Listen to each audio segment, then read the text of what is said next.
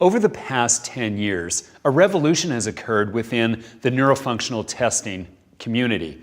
And that means that this community has been searching for something that looks at the adaptability of a person.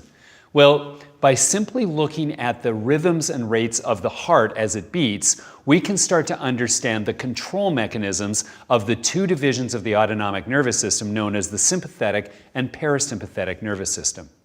Now, to a chiropractor, this is the holy grail, because by the time we start to recognize that a patient could be out of sync in their nervous system, we can begin to watch and see if they no longer can adapt to the stresses that are affecting their life. As chiropractors, we certainly recognize that there are three primal stresses that affect the health of any human. That is, that there are the physical stresses that could be related to the way that their spine and posture have changed, perhaps old injuries. We certainly know that there are the biochemical stresses, the air we breathe, the water we drink, the medications that some people take, even the food and dietary habits that we have. And finally, there are those emotional stresses, the mental emotional drains that everyone is involved with. Well, whether it's the physical, biochemical, or mental emotional stresses, they accumulate and start to drain the reserve that any person has to cope or adapt to those stresses. Heart rate variability, as calculated through something known as pulse wave profiling, is the ideal, simple way under which chiropractors can understand that adaptability of that patient's nervous system. What better information could a chiropractor have than understanding whether they have a sympathetic way in which they're adapting to stress or a parasympathetic way in which they're losing their ground? You see, using pulse wave profiling or a PWP scan allows us to look at that intimate relationship between their adaptability to stress and whether they are vulnerable to the next level of stress in their life. So let me tell you a bit about how it works.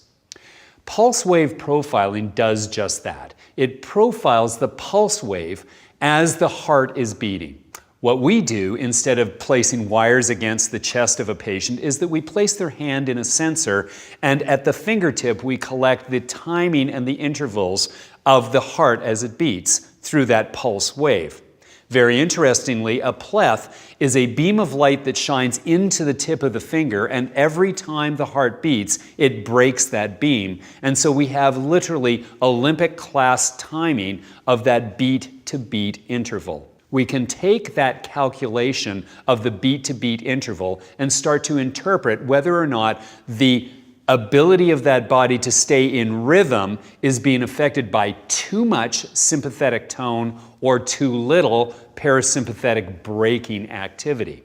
By using the timing of a heartbeat, we can start to look at how the nerve connections from the upper thoracic spine, which propagate the sympathetic nerve signals, are being modulated and controlled by the parasympathetic feed coming from the vagal nerve. And so what we really are doing is looking at that powerful vagal tone, which is so paramount for keeping somebody healthy and able to keep up with the stresses in their life. So heart rate variability being calculated from this pulse wave profiling is absolutely an important aspect of any analysis associated with the health and structure and function of the nervous system. But what's fascinating is that CLA didn't stop there. It was critically important that we didn't simply collect the heart rate, but that we wanted to check and see how that patient's anxiety level was being tested while that heart rate was being collected. And so by having the only system of its kind which live streams galvanic skin response, which is a way to check the anxiety levels, we can assure that we are testing this patient when they are at dead, calm, restful state. Why is that important? Well, by assuring that they are in this restful state, it means that if we detect that they have a very low reserve and that their nervous system is tilted to either the sympathetic or the parasympathetic side, we know that that is the way that their body functions, and they have no awareness of this. This is where it becomes so critical to be able to tell a patient that we're going to help them cope not only with their symptoms, but that we're going to be placing them into a healthier and more sustainable state. You see, when you start to do some great analysis like the CLA system affords you, you get to build a relationship between that mindfulness, the anxiety, the emotional stress of a patient, and the body's physical response to that. Just imagine that you find patients that feel like they are in control of their health at their emotional level, but physiologically they are falling out of the natural rhythms. That means they're getting sicker and not being aware of it. The opposite is also true, and we find this with athletes, is that athletes think that they are fully in control of their physical state, and what we find is that they overtrain, and that they're actually adding more stress to their system by taking on the activities and the programs that they have.